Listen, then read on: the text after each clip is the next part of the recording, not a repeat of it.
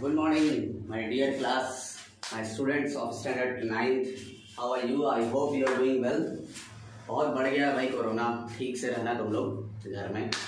So, good morning all of you again. Today we are going to discuss the further topics of this chapter, history. Today we are going to study history first of all, and we are going to study the second chapter. The second chapter, the chapter's name is Socialism in Europe and Russia. We have last class about this, and we have discussed a lot of things in that class. This chapter, Socialism in Russia, is a very important chapter for you, so we are going to discuss that. Okay, students, in the last class we discussed about the three kinds of people that are present in Russia. ठीक है, तीन तरह के लोग जो कि Russia में present थे, लिबरल्स, कंजर्वेटिव्स और रेडिकल्स. ठीक है, इन तीन तरह के लोगों के बारे में हम लोगों ने पढ़ा था उस क्लास में, लास्ट क्लास में. कौन कौन से थे भाई ये तीन तरह के लोग?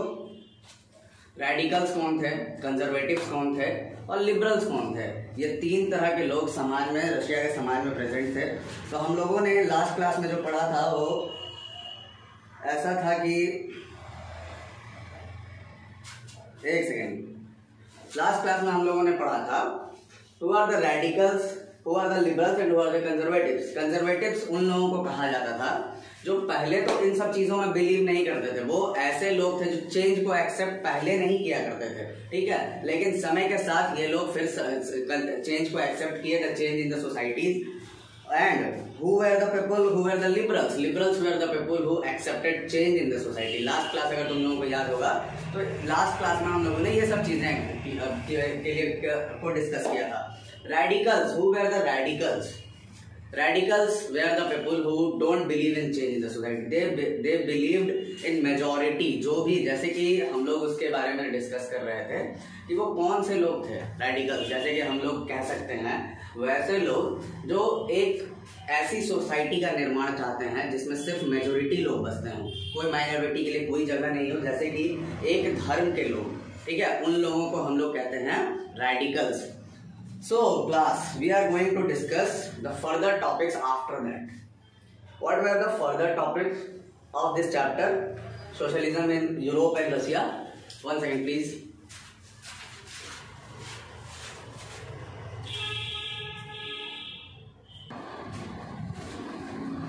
Well, class, what were the further topics that we are going to discuss today are about the different things, and besides radicalism, besides conservatives, besides liberals.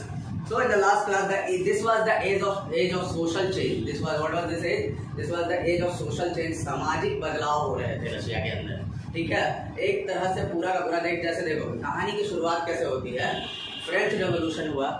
French revolution होने के बाद से एक दुनिया को एक नया नजरिया मिला. ठीक है, इस चीज का नजरिया, we can change the society, we can be equals.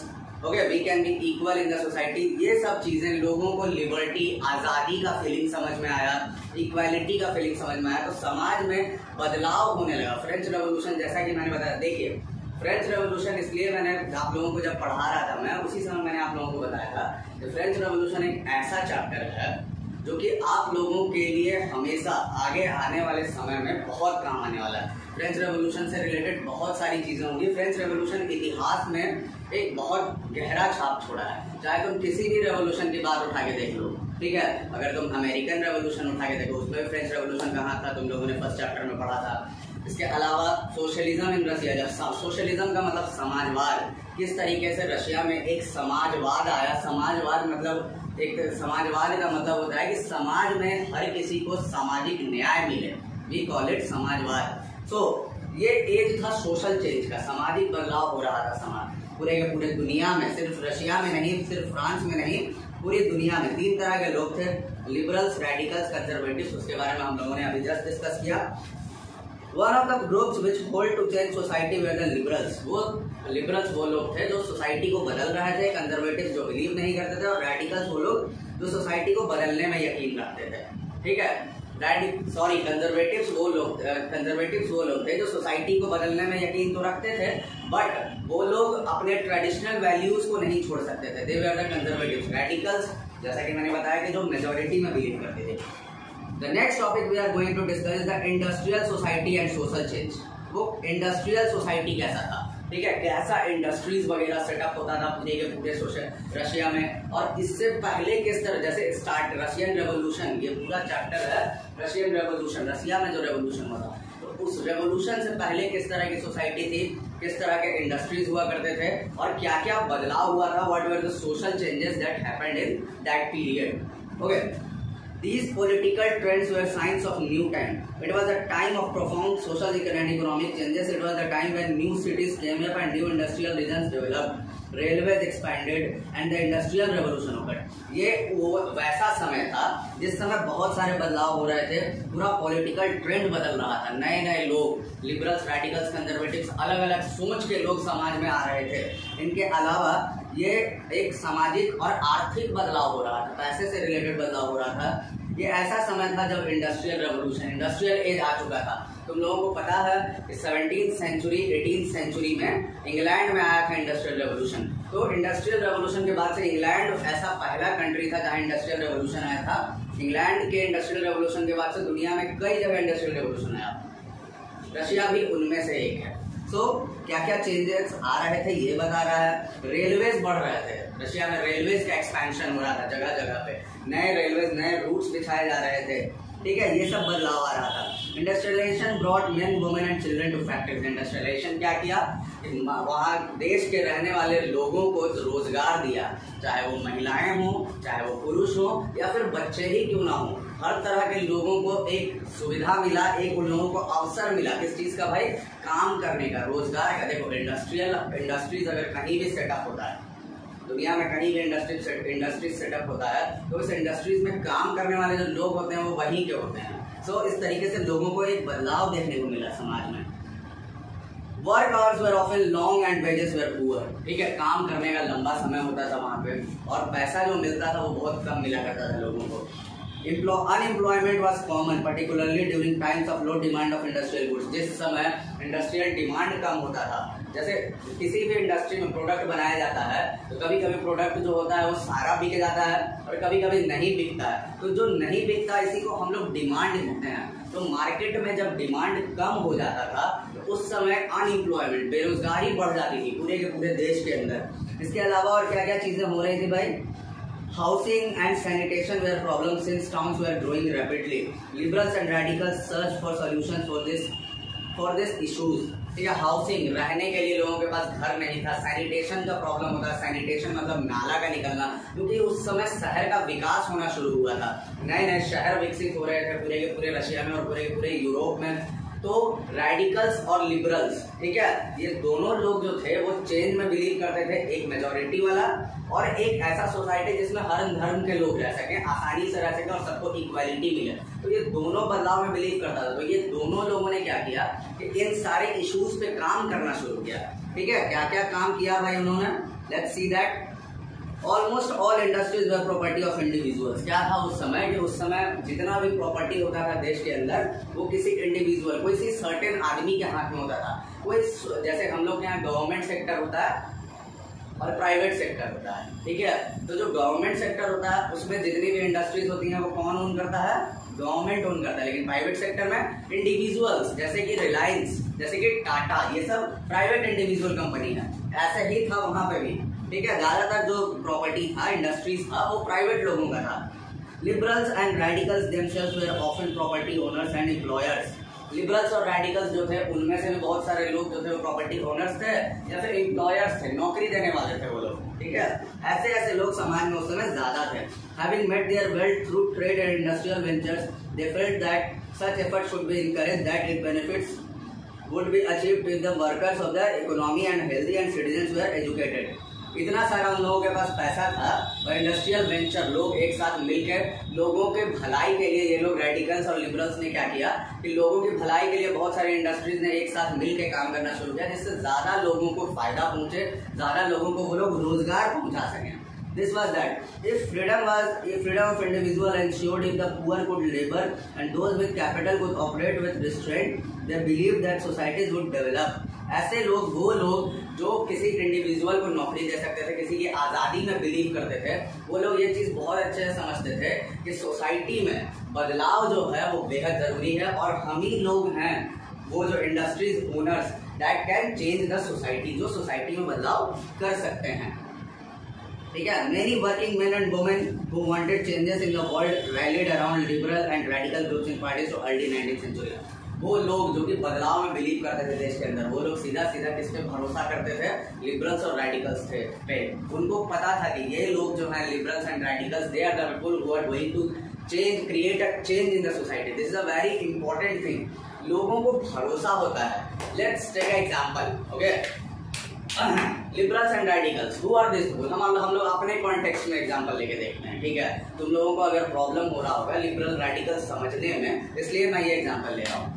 So let's take example, radicals एक पॉलिटिकल पार्टी उठाते हैं हमारे देश के अंदर। ठीक है, दो पॉलिटिकल पार्टी, एक लिबरल और एक रेडिकल। ठीक है, लिबरल पॉलिटिकल पार्टी, जैसा कि मैंने कहा, वैसी पार्टी जो कि हर धर्म के लोगों को एक साथ लेके चलती है, इक्वालिटी में बिलीव करती है, इनको हम लोग लिबरल्स कहते हैं। तो जैसे हम लोग कांग्रेस ले लेते हैं, Congress is the liberal party. Radical party ले लेते हैं भाई, कौन सी ऐसी पार्टी है जो मेजॉरिटी में बिलीव करती है and they don't want the group of minority to be the part of their society, they are the radicals and they are the BJP. We can say that BJP is a radical party. So अब हम लोग जानते हैं, हम लोगों के देश में इन्हीं दो पार्टी को लगातार पिछले कुछ सालों से हम लोग देख रहे हैं कि इन्हीं दो पार्टियों को जिताया जाता है। ठीक है, या तो कांग्रेस बनती है या तो बीजेपी बनती है। सीधा सा एग्जांपल है भाई। तो लिबरल को लोगों, लिबरल पे, एक तो लिबरल पे लोगों को भरोसा है। किसी भी देश की बात हम लोग कर लें, इंडिया का तो हम लोग एग्जाम्पल ले रहे हैं, किसी भी देश की अगर हम लोग बात कर लें तो लोगों को या तो लिबरल्स पे भरोसा होता है जैसे कि कांग्रेस, और या तो रेडिकल्स पे भरोसा होता है जैसे कि बीजेपी। लोगों को लगता है कि ये लोग जो सोच है इन लोगों की, ठीक है, यही समाज में बदलाव ला सकती है। इसीलिए हमारे देश में पिछले कुछ सालों से या तो कांग्रेस को वोट दिया जाता है या तो बीजेपी को वोट दिया जाता है। ये सिर्फ हमारे देश में नहीं होता बच्चों, ये हर देश में होता है। ठीक है, हर देश की जनता जो है वो यही बिलीव करती है कि the change can come to our society through the liberals and through the radicals. यही रशिया का भी हाल था। Let's see more. Some nationalist, liberals and radicals were wanted revolutions to put an end to this kind of government established in Europe in 1815. In France, Italy, Germany and Russia, they became revolutionaries and worked to overthrow existing monarch. ये Russian revolution से पहले की बात कर रहे थे, जैसा कि मैंने तुम लोगों को बताया। तो कुछ ऐसे भी लोग थे, कुछ नेशनलिस्ट, देशभक्त लोग, लिबरल लोग या रेडिकल लोग एक रेवोल्यूशन चाहते थे। ठीक है, कि एक बार में ऐसा वाला जो सोसाइटी है, जो प्राइवेटाइजेशन, जो लोग जो है वो सिर्फ और सिर्फ ऐसी सरकार जिसमें लोगों की भलाई नहीं हो रही है। ठीक है, ऐसे लोगों की भलाई नहीं हो रही है, वही लोग सिर्फ और सिर्फ अमीर हो। जैसे मोनार्क है, मोनार्की की बात कर रहे हैं हम लोग। फ्रांस, जैसे फ्रांस में मोनार्की था वैसे ही रशिया में भी मोनार्की था। ये हम लोग आगे पढ़ने वाले हैं रशियन रेवोल्यूशन में। जब रशियन रेवोल्यूशन आया उसके बाद मोनार्की हटा वहां से। ठीक है, तो क्या था वहां पे, ये लोग चाहते थे रेवोल्यूशन जैसा फ्रांस में हुआ था रेवोल्यूशन, और एक बार में पूरा पूरा मोनार्क को उखाड़ के फेंकना। ठीक है, 1815 में हम लोगों ने फ्रेंच रेवोल्यूशन देखा था, और फ्रेंच रेवोल्यूशन के बाद के हम लोगों ने असर भी देखे थे। फ्रेंच रेवोल्यूशन में हुआ क्या था, 1789 में ये सब होने के बाद फ्रांस ने अगल बगल के देशों से ये युद्ध छेड़ दिया था।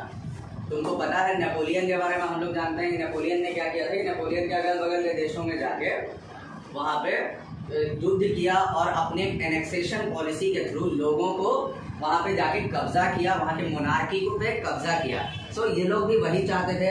Nationalist talked of revolution that would create Nations where all citizens would have equal rights. After 1815, Giuseppe Mazzini की नाम आप लोगों ने सुनी होगी पिछले क्लासेस में।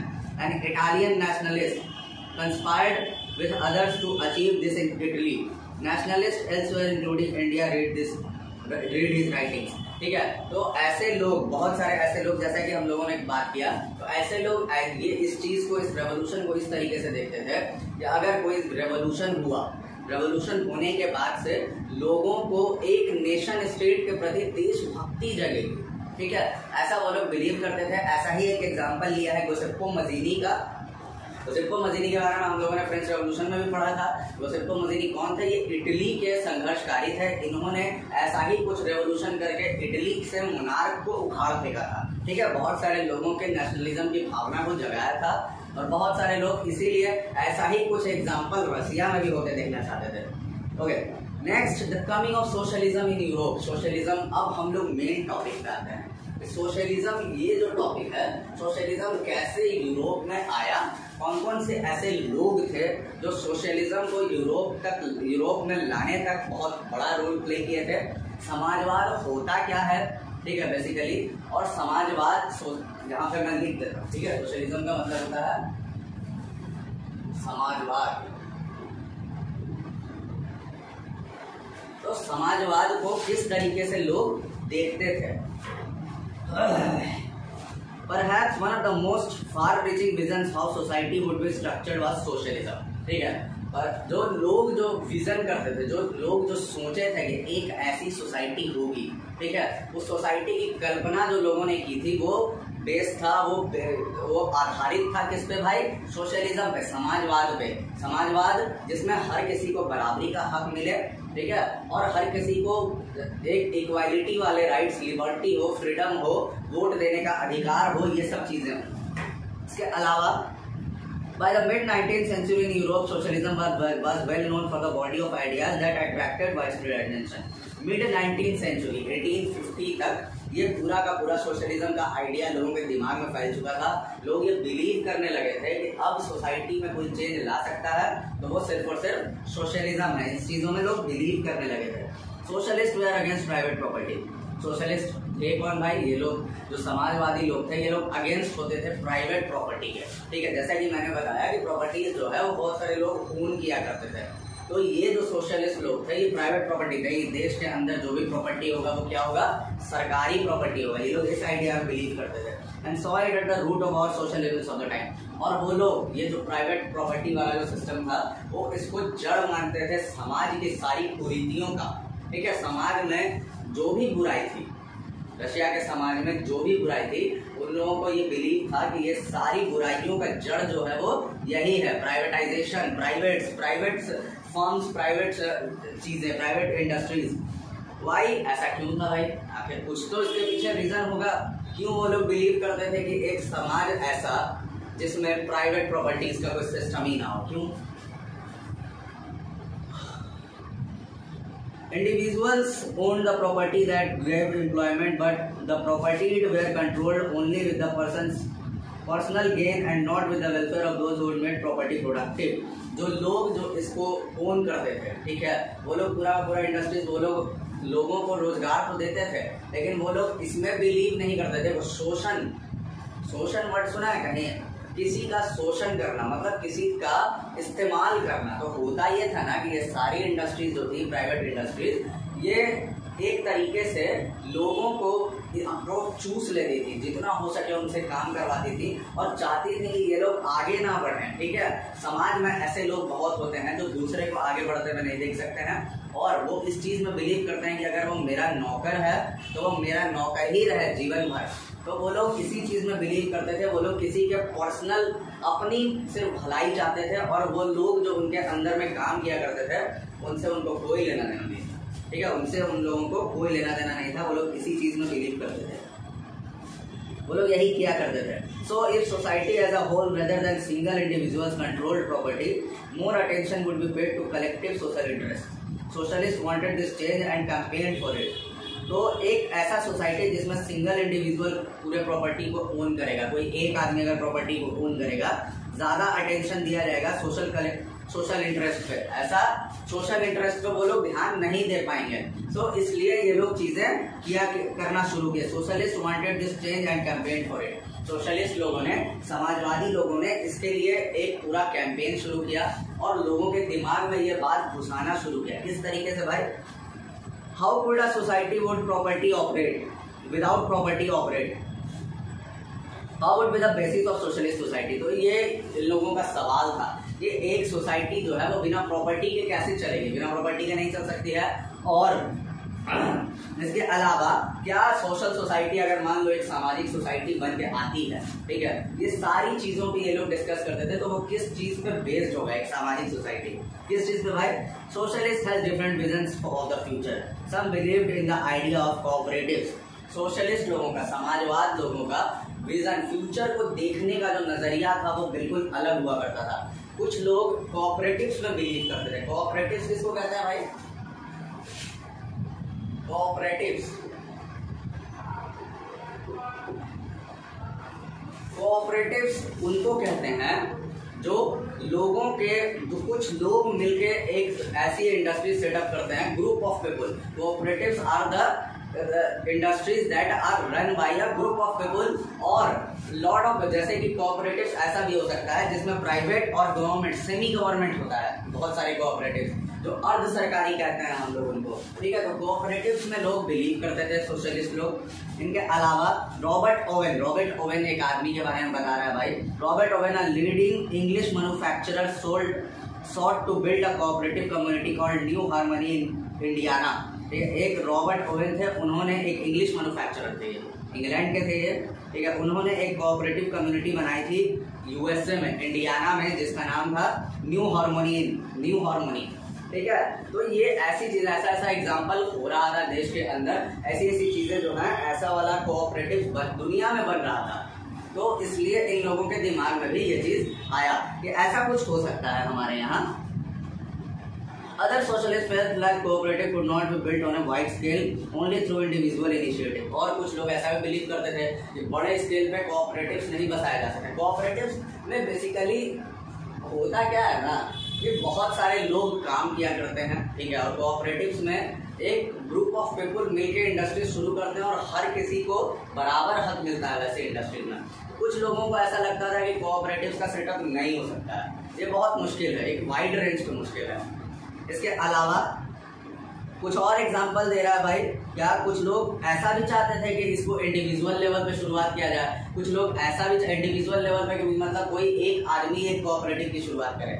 कुछ ऐसा भी चाहते थे लोग कि गवर्नमेंट इसको इनिशिएट करे, ठीक है। गवर्नमेंट इसके बारे में सख्त कदम उठाए, एक कोऑपरेटिव सेटअप करे और एक तरीके से ऐसा जिसमें प्राइवेट और गवर्नमेंट दोनों मिल के काम करें। इनके अलावा कुछ और एग्जांपल है। Louis Blanc wanted the government to encourage cooperatives to replace capitalist enterprise. Capitalist क्या होता है भाई?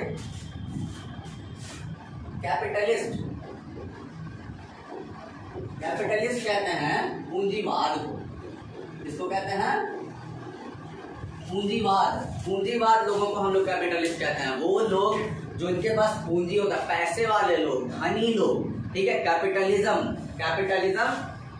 पूंजीवादी, कैपिटलिज्म होता है पूंजीवाद। तो कैपिटलिज्म का मतलब क्या होता है? पूंजीवाद। तो ऐसे लोगों से हाथ से सत्ता निकल के लोगों के हाथ में आनी चाहिए। ये लोग चाहते थे कि गवर्नमेंट ऐसा कुछ काम करे जिससे कैपिटलिस्ट लोगों के हाथ से निकल के सारा का सारा इंडस्ट्रीज किसके हाथ में आ जाए?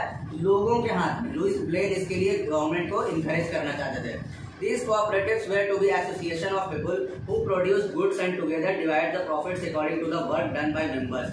ये सारे के सारे कोऑपरेटिव्स करते क्या? एक ऐसा एसोसिएशन ऑफ पीपल काम करते जो गुड्स बनाते, ठीक है, और बेचते, और उसका फायदा जो होता वो सारे लोगों में बढ़ता, ठीक है। ये समझो कोऑपरेटिव्स का मतलब यही होता है, ठीक है, कि वहां पे सारे लोगों को, जितने भी लोग काम करते हैं वो उस कंपनी के स्टेक्स लेते हैं। स्टेक्स मतलब होता है कि आपका उस कंपनी में भी हिस्सेदारी है। आप जैसे बड़े पद पे हैं तो आपको ज्यादा पैसा मिलेगा, छोटे पद पे हैं तो आपको कम पैसा मिलेगा, लेकिन सबको वैसा कुछ मिलेगा, सबको कुछ ना कुछ मिलेगा। सो इसी चीज में वो लोग भी बिलीव करते थे। वर्क डन बाय मेंबर्स, ठीक है, जैसे जैसे वो लोग करने वाले थे। Okay class, wait a minute.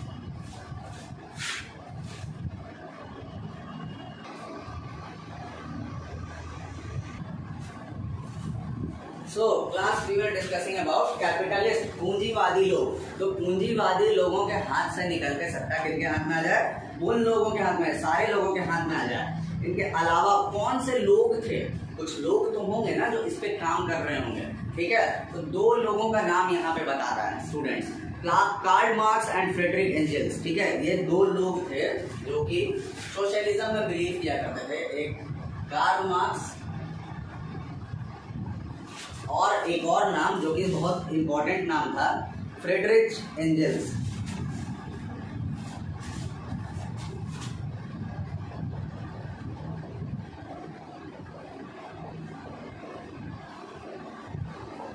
Karl Marx वो आदमी थे जिन्होंने कम्युनिज्म क्या होता है, कम्युनिज्म की सोच दुनिया को दी थी। कार्ल मार्क्स वो इंसान थे।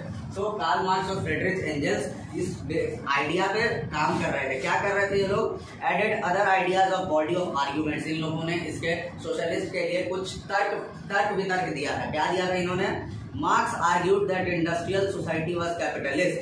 मार्क्स ने ये कहा कि इंडस्ट्रियल सोसाइटी जो है वो रशिया के अंदर वो कैपिटलिस्ट सोसाइटी है। कैपिटलिस्ट का मतलब क्या होता है? पूंजीवाद। जैसा कि मैंने तुम लोगों को बताया था, was produced by capitalists owned the capital invested in factories and the profit of capitalist was produced by workers। जैसा कि कैपिटलिस्ट का एग्जांपल हम लोगों ने देखा था, कैपिटलिस्ट वैसा इंडस्ट्रीज होता है। कैपिटलिस्ट उन लोगों को कहते क्या है? कैपिटलिस्ट का यहाँ पे डेफिनेशन बता रहा है। कैपिटलिस्ट कौन लोग होते हैं? Capitalist owned the capital investment invested in the country. Capital पूंजी, पैसा। कैपिटलिस्ट वो लोग होते हैं जो फैक्ट्री में पैसा लगाए हुए होते हैं, और लोग जो काम करते हैं जो फैक्ट्रीज में, उन लोगों से जो प्रॉफिट बनता है वो लोग पूरा का पूरा प्रॉफिट कमाते हैं। इनको कैपिटलिस्ट लोग कहा जाता है। हमारे इंडिया में अगर तुम कैपिटलिस्ट का एग्जांपल लेना चाहो तो हमारे इंडिया में कैपिटलिस्ट मुकेश अंबानी को कहा जा सकता है, गौतम अडानी को कहा जा सकता है। ये लोग कैपिटलिस्ट होते हैं। तो ये कार्ल मार्क्स ने कहा था, The condition of workers could not improve as long as this profit was accumulated by private capitalists. by private capitalists। ये जो कंडीशन है वर्कर्स का, जो कंडीशन है रशिया में, ये तब तक नहीं निकल के आएगा, तब तक नहीं ठीक होगा। कार्ल मार्क्स का कहना है ये, जब तक वो कैपिटलिस्ट लोगों के हाथ से जो प्रॉफिट बन रहा है वो प्रॉफिट इन लोगों में नहीं बटेगा। जब तक देखो, सबसे बड़ा बात क्या है कि पैसा सबसे बड़ी चीज होती है। तो पैसे से ही बदलाव होता है। तो कार्ल मार्क्स का यही कहना था। इसके अलावा workers had to overthrow capitalism and rule of private property. Workers को इस कैपिटलिज्म का पूरा सिस्टम को हटाना पड़ेगा और एक ऐसा सोसाइटी बनाना पड़ेगा जिसमें प्राइवेट प्रॉपर्टी का रूल नहीं होगा। Marks believe that to free themselves from capitalist exploitation, workers had to construct a radically socialist society where all property are socially controlled। Marks इस चीज में बिलीव करते थे कि वो वर्कर्स, जो लोग काम कर रहे हैं, उन वर्कर्स को इन कैपिटलिस्ट लोगों से निकल के एक ऐसी सोसाइटी का क्रिएशन करना पड़ेगा, ऐसी सोसाइटी जिसमें लोग जो है एक सोशलिस्ट सोसाइटी होगी, और लोग जो होगा जिसमें प्रॉफिट शेयर हर किसी में बटेगा। तभी जो है एक, जब तक आप लोग इसके लिए कदम नहीं उठाएगा, तब तक आप लोग उनके लिए काम करना नहीं छोड़ेगा, तब तक एक अच्छी सोसाइटी का निर्माण नहीं हो सकता है। एक्सप्लॉयटेशन का मतलब होता है शोषण, जैसा कि मैं बता रहा था आप लोगों को। तो इसी चीज में वो बिलीव करते थे। Marx construct radically society where property was socially controlled, this would be a communist society. और ये जो एक ऐसा सोसाइटी होगा जिसमें प्रॉफिट शेयर जो होगा, सरकार की कोई भी इंडस्ट्री जितना भी प्रॉफिट शेयर करती है, प्रॉफिट कमाती है, वो लोगों में बटेगा। इसी को हम लोग कम्युनिस्ट सोसाइटी कहते हैं। तो होता क्या था कि कार्ल मार्क्स एक ऐसी ही सोसाइटी चाहते थे, कम्युनिस्ट सोसाइटी जिसको कही जाएगी। ठीक है। He was convinced that workers would triumph in their conflict with capitalists। Communist society was the neutral society of the future. ठीक है। वो इस चीज में बिलीव करते थे कि कम्युनिस्ट सोसाइटी जो होगी, कार्ल मार्क्स का कहना था, जिन्होंने कम्युनिज्म, दुनिया को क्या दिया था इन्होंने? कम्युनिज्म होता क्या है, जैसा कि मैंने बताया तुम लोगों को कि जो प्रॉफिट कंट्री, जो भी प्रॉफिट कमाएगी कंट्री के अंदर, जो भी इंडस्ट्रीज, वो इंडस्ट्रीज का सारा प्रॉफिट लोगों में बटेगा। ये कम्युनिज्म का आइडिया है। तो कार्ल मार्क्स इसी चीज में बिलीव करते थे, और ये कम्युनिज्म क्या होगा according to him will be a neutral society. ये पूरी की पूरी न्यूट्रल सोसाइटी होगी। So students, today we will discuss only this. In the next class we will discuss the further topics. I hope आप लोगों को ये सारी चीजें, socialism, cooperative, capitalist, Karl Marx कौन थे, फ्रेडरिक एंजल्स कौन थे, कम्युनिज्म क्या होता है, लिबरल्स, रैडिकल्स, कंजर्वेटिव्स, ये सारी चीजें आप लोगों को समझ में आई होंगी। जैसे जैसे मैं पढ़ाता जाऊंगा वैसे वैसे मैं आप लोगों को नोट्स प्रोवाइड करता जाऊंगा। आप लोगों को नोट्स जो है वो अपने फेयर कॉपी में कंप्लीट कर लेना है। चैप्टर खत्म होने के बाद हर क्वेश्चन को मैं डील करूंगा। ठीक है। जितने भी क्वेश्चंस होंगे सारे क्वेश्चंस को मैं डील करूंगा, और उसके अलावा आप लोग सारे के सारे क्वेश्चन घर में बनाएंगे जैसे जैसे चैप्टर खत्म होता जाएगा खुद से। बहुत सारे स्टूडेंट्स मेरे से पूछ रहे थे कि सर पहला चैप्टर का क्वेश्चन आंसर आपने नहीं कराया है। तो मैंने, अगर तुम लोग मेरी वीडियो को देखोगे तभी तुम लोगों को ये चीज पता होगा कि ये सारा का सारा क्वेश्चन जो है वो आपको खुद से करना है। अगर कोई क्वेश्चन नहीं समझ में आता है तो मैंने आप लोगों को कहा है कि यू कैन आस्क मी। कोई क्वेश्चन अगर नहीं समझ में आता, ऐसा कोई क्वेश्चन नहीं है, ऐसा कोई टॉपिक नहीं है जिसको मैंने डील नहीं किया है। उसके अलावा भी अगर आप लोगों को कोई क्वेश्चन नहीं समझ में आते फिर मेरे से पूछिए, मैं फिर बताऊंगा आप लोगों को। घर में रहिए, सुरक्षित रहिए। Thank you class, will meet in the next class.